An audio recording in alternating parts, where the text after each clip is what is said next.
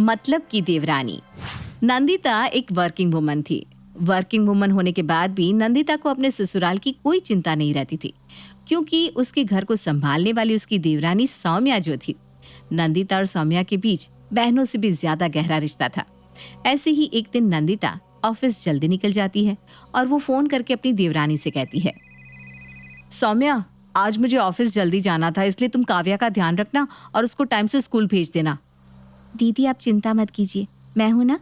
भले ही काव्या की एक माँ ऑफिस गई है, लेकिन काव्या की दूसरी माँ उसके पास ही है। मैं उसको तैयार भी कर दूंगी और समय से स्कूल भी भेज दूंगी। आप बेफिक्र हो जाइए। सौम्या की बात सुनकर नंदिता फोन रख देती है और अपने ऑफिस के काम में बिजी हो जाती है। वहीं दूसरी ओर सौम्या काव्या को उठाती है और उसे स्कूल के लिए रेडी करती है। चाची, आज मुझे सुबह का ब्रेकफास्ट करने का मन नहीं कर रहा।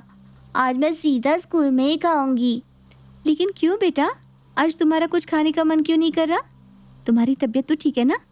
देखो, अगर तुम्हारी तबीयत ठीक नहीं है तो मुझे बता दो, मैं अभी डॉक्टर के पास ले जाऊंगी। चाची, मैं बिल्कुल ठीक हूँ, पर पेट भरा भरा सा लग रहा है, इसलिए आज सुबह का ब्रेकफास्ट छोड़ दो ना। नहीं बेटा, मैं तुम्हें खाली पेट स्कूल जाने नहीं दूंगी। अरे तुम्हें पता नहीं है क्या कि सुबह का ब्रेकफास्ट कितना ज़रूरी होता है? चलो जल्दी से अपना ब्रेकफास्ट खत्म कर लो, भले थोड़ा खाओ लेकिन कुछ खा कर जाओ।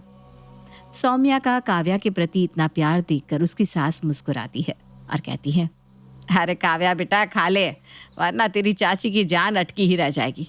तू जानती है ना वो तुझे कितना प्यार करती है। हाँ दादी, मैं जानती हूँ चाची मुझे बहुत प्यार करती है। सब जानती है तो क्यों परेशान कर रही है अपनी चाची को? अगर तू अपनी चाची को परेशान नहीं करेगी तो वो जल्द से जल्द इस घर में एक छोटे बाबू को लेकर आएगी। बाबू चाहती है ना तू? हाँ, मैं चाहती हूँ चाची, अब जल्दी से इस घर में बाबू लेकर आओ, फिर मैं और बाबू दोनों साथ में खूब मस्ती करेंगे। काव्या की बात सुनकर अब सभी हंसने लगते हैं और काव्या भी चुपचाप ब्रेकफास्ट कर लेती है। समय गुजरता है और गुजरते समय के साथ नंदिता अपने ऑफिस के कामों में व्यस्त हो जाती है। वहीं काव्या सौम्या के बेहद करीब आ जाती है। ऐसे ही एक दिन काव्या अपनी माँ के पास जाती है और अपनी माँ से कहती है, माँ, कल पेरेंट्स मीटिंग है, पेरेंट्स का आना ज़रूरी है, तो आप कुछ टाइम के लिए ऑफिस छोड़कर मेरे स्कूल आएंगे? अरे बेटा, अभी क्लोजिंग चल रही है ना, और इस क्लोजिंग में मैं ऑफ नहीं ले सकती। एक काम करो ना, तुम अपनी चाची को बोल दो, वो तुम्हारे साथ तुम्हारे पेरेंट्स मीटिंग में चली जाएगी। ठीक है माँ, मैं चाची को अब भी बोल कर आती हूँ। काव्या खुशी खुशी अपनी चाची सौम्या के पास जाती है। चाची, कल मेरे स्कूल में पेरेंट्स मीटिंग है और मम्मा बहुत बिजी है, तो उन्होंने कहा आप मेरे साथ पेरेंट्स मीटिंग में चले। अच्छा, तुम्हारी पेरेंट्स मीटिंग कल है? लेकिन कल तो मैं अपना चेकअप करवाने जा रही थी। वैसे कितने बजे जाना है कल? 10 से 1 के बीच में। अच्छा ठीक है, मैं अपनी अपॉइंटमेंट दोपहर में ले लूँगी। पहले मैं तुम्हारे साथ तुम्हारे स्कूल की पेरेंट्स मीटिंग अटेंड कर लूँगी, ठीक है? चाची, एक बात और, वो इस बार ना मेरे नंबर थोड़े कम आए, तो प्लीज़ आप मुझे डांटना मत। भले ही आप घर पर आकर मुझे डांट लेना, लेकिन टीचर के सामने मत डांटना प्लीज़। काव्या की बात सुनकर सौम्या हंसने लगती है और उसकी बात से अग्री हो जाती है। अगले दिन सौम्या काव्या के साथ उसकी स्कूल पेरेंट्स मीटिंग अटेंड करने जाती है, लेकिन काव्या के नंबर देखकर सौम्या को वहीं गुस्सा आ जाता है। पर क्योंकि सौम्या ने काव्या से वादा किया था कि वो उसके ऊपर गुस्सा नहीं करेगी, इसलिए वो वहां उसे कुछ नहीं कहती और सीधा घर आ जाती है। घर आने के बाद सौम्या काव्या को खूब डांट लगाती है। काव्या, ये बहुत गंदे नंबर है। इतने अच्छे से पढ़ाने के बाद भी इतने गंदे नंबर क्यों?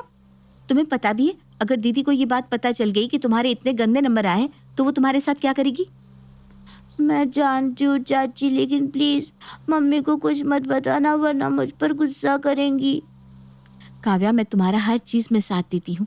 इसका मतलब ये नहीं कि मैं गलत चीज़ों में भी तुम्हारा साथ दूंगी।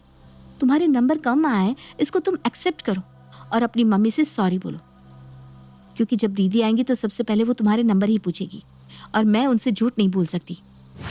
इतना बोलकर सौम्या वहां से चली जाती है और देर शाम नंदिता जब घर आती है तो सबसे पहले काव्या के नंबरों के बारे में पूछती है और जब उसे काव्या के मार्क्स के बारे में पता चलता है तो वो काव्या के ऊपर बहुत गुस्सा करने लगती है। पर तभी वहां सौम्या आती है और काव्या का सपोर्ट लेते हुए कहती है, जाने दीजिए ना दीदी, अब नंबर तो आ गए, ये साल तो चला गया, नेक्स्ट टाइम से काव्या थोड़ा ध्यान दे देगी। अब अभी इसको इतना डांट के या इसके ऊपर गुस्सा उतार के कोई फायदा तो है नहीं ना दीदी। तुम्हारी बात बिल्कुल सही है सौम्या, लेकिन मैं उसको ये बताना चाह रही हूँ कि अगर इसने दोबारा पढ़ाई पर ध्यान न देने की जगह इधर उधर कहीं भी ध्यान लगाया तो मुझसे बुरा कोई नहीं होगा। इतना बोलकर गुस्से में नंदिता वहां से चली जाती है।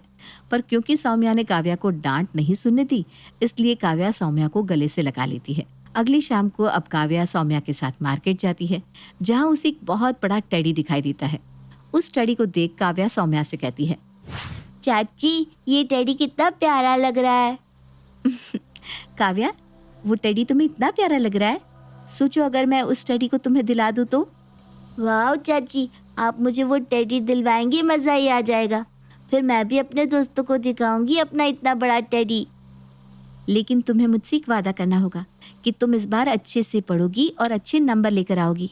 हाँ बिल्कुल, मैं इस बार बहुत अच्छे से पढ़ूंगी, बहुत अच्छे नंबर लाऊंगी। काव्या की बात सुनकर सौम्या अब उसे वो बड़ा टेडी दिला देती है। और जब काव्या और सौम्या घर आते हैं तो वो अपनी सास की सहेली रीमा को देखती है। रीमा को देखकर सौम्या उसे नमस्ते करती है। अरे आंटी जी, आप यहाँ? नमस्ते नमस्ते, आप यहीं रुकिए, मैं अभी आप लोगों के लिए कुछ लेकर आती हूँ। अरे सौम्या बहू, तू अभी बाहर से आई है, थोड़ा रेस्ट कर ले, तुझे भी आराम की ज़रूरत है। आखिर तू पेट से जो है। आंटी जी, आराम तो होता ही रहेगा, लेकिन उससे पहले मैं आपको चाय पानी तो दे दूँ। अरे आप भी तो डेली डेली नहीं आती ना। हाँ हाँ बहू, तू ले आ, हम लोग यहीं वेट कर रहे हैं तेरा। सौम्या किचन में जाती है, पर तभी वहाँ काव्या आकर शेक पीने की जिद करने लगती है। और उसको इस तरह जिद करता देख सौम्या सबसे पहले उसके लिए शेक बनाती है। सौम्या का इतना अच्छा नेचर और इतना प्यार देखकर रीमा सुनीता से कहती है, सच में सुनीता, तेरी दोनों बहुएं लाखों में एक है।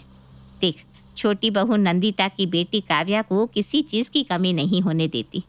इस तरह काव्या की एक नहीं बल्कि दो दो माँ हैं। रीमा की बात सुनकर सुनीता को काफ़ी गर्व महसूस होता है। समय गुजरता है और गुजरते समय के साथ सौम्या को एक प्यारा सा बेटा होता है। सौम्या अब अपने बच्चे के साथ काव्या का भी ख्याल रखने लगती है। लेकिन सौम्या का बेटा अभी काफ़ी छोटा था, इसलिए वो एक साथ सबका ख्याल नहीं रख पा रही थी। ऐसे ही एक दिन सौम्या घर का काम कर रही थी, तभी उसका बेटा रोने लगता है। अपने बेटे को रोता देख सौम्या घर के कामों को छोड़ उसके पास जाती है और उसे चुप करवाने लगती है। पर तभी काव्या भी अपनी चाची के पास आती है। चाची मुझे भूख लग रही है, कुछ खाने को दो ना। हाँ काव्या, मैं तुम्हें अभी खाने को देती हूँ, तुम मुझे 5 मिनट का समय दो। 5 मिनट में तुम्हारा छोटा भाई चुप हो जाएगा, उसके बाद मैं खाना दे दूंगी। हाँ। सौम्या काव्या को ये बात बोल ही रही थी, तभी वहाँ नंदिता आ जाती है और सौम्या की सारी बात सुन लेती है।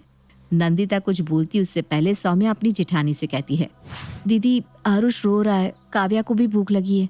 एक काम कीजिए ना, मैं आरुष को चुप करवा रही हूँ, तब तक आप काव्या को खाना दे दीजिए प्लीज़। हाँ हाँ क्यों नहीं, मैं काव्या को खाना दे देती हूँ, तुम आरुष को संभालो। नंदिता अब किचन में जाती है और अपनी बेटी के लिए खाना निकालने लगती है। खाना निकालते हुए वो सौम्या की बात सोच रही थी कि किस तरह वो अपने बच्चे को चुप करवाते हुए काव्या को इग्नोर कर रही थी। क्या सच में सौम्या काव्या को इग्नोर कर रही थी या ये सिर्फ मेरा वहम है? नंदिता उस बात पर ज्यादा गौर नहीं करती और वो अपनी बेटी का खाना निकाल कर दे देती है। अगले दिन सौरभ शहर से अपने घर आता है और वो अपने बेटे के लिए ढेर सारा सामान लेकर आता है। अपने चाचू को घर आता देख काव्या के मन में एक चाह पैदा होती है और वो भागते हुए अपने चाचू के पास जाती है। चाचू चाचू आप आ गए, आप इतने समय बाद आए हैं, मेरे लिए क्या लेकर आए? मेरी बच्चे, मैं तेरे लिए बहुत कुछ लाया हूँ और तेरे छोटे भाई के लिए भी। इतना बोलकर सौरभ अपने कमरे में चला जाता है, पर ये सब वहां बैठी नंदिता देख रही थी। उस समय तो वो कुछ नहीं बोलती, लेकिन वो चुपचाप अपनी देवरानी के कमरे के बाहर खड़ी हो जाती है। तभी उसकी बेटी भागते हुए अपनी चाची के कमरे में जाती है और एक बार फिर से कहती है, चाचू दिखाओ ना मेरे लिए क्या लेकर आए हो। हाँ काव्या, मैं अभी आपको दिखाता हूँ, मैं पहले नहाकर आ जाऊँ, तब तक आपकी चाची आपको आपका सामान दिखा देगी, ठीक है?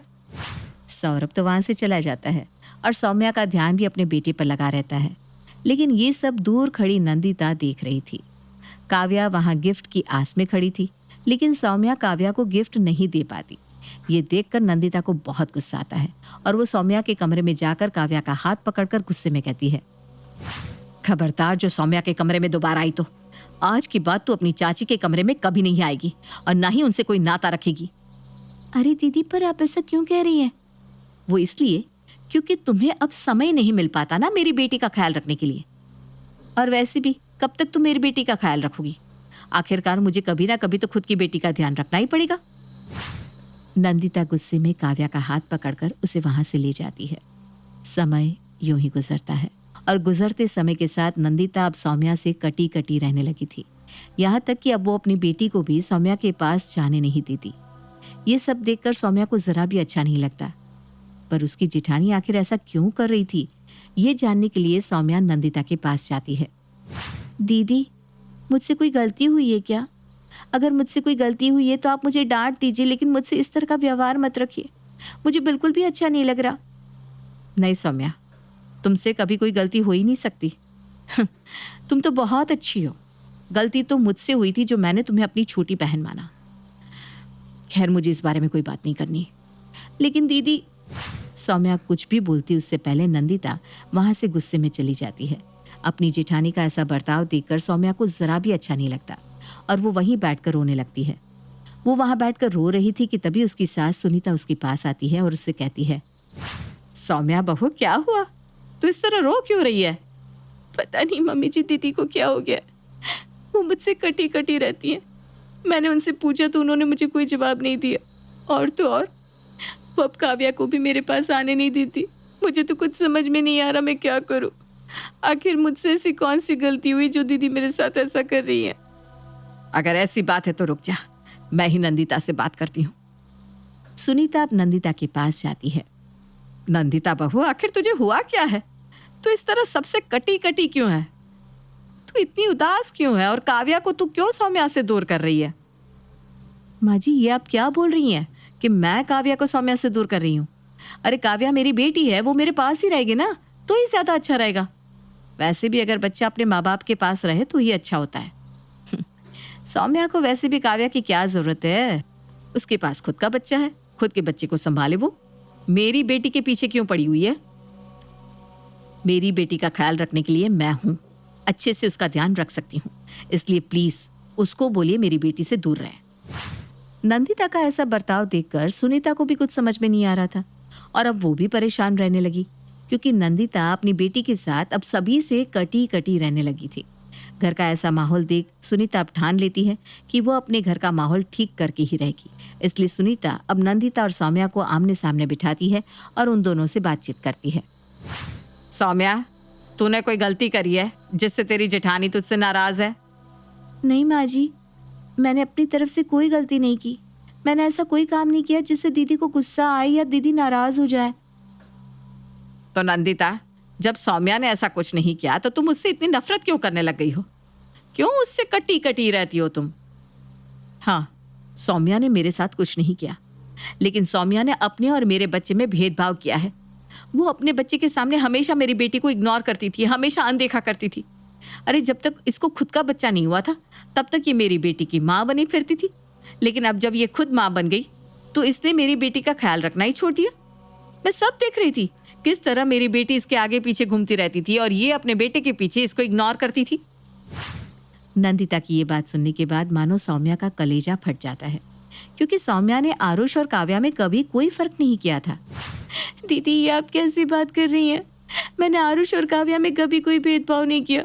जैसे आरुष मेरा बेटा है वैसे ही काव्या भी मेरी बेटी है। मैंने काव्या को कभी पराया नहीं समझा। अच्छा, जब तूने काव्या को अपनी बेटी समझा है तो क्यों उसे इग्नोर किया तूने? जब सौरव उसके लिए गिफ्ट लेकर आया था तो क्यों तूने उसको इग्नोर किया?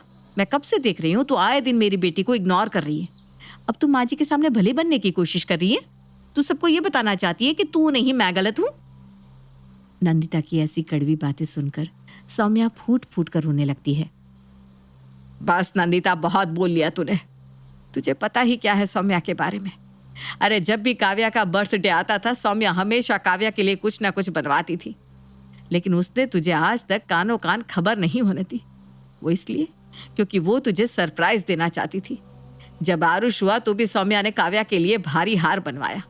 खुद के बेटे से ज्यादा तेरी बेटी का ख्याल रखती थी वो। और आज उसे सुनने में ये आ रहा है कि वो बच्चों में भेदभाव कर रही है। अरे बच्चों में भेदभाव वो नहीं, तू कर रही है, तू। अपनी सास के मुंह से सारा सच जानने के बाद नंदिता की आंखें शर्म से झुक जाती है और उसको अपने किए पर काफी पछतावा होता है, जिसके बाद नंदिता अपनी देवरानी सौम्या से हाथ जोड़कर माफी मांगती है। अपनी जेठानी को हाथ जोड़ माफी मांगता देख सौम्या को जरा भी अच्छा नहीं लगता, क्योंकि वो उसे अपनी बड़ी बहन मानती थी, इसलिए उसे माफ कर देती है और इस तरह एक बार फिर वो सब एक साथ रहने लगते हैं।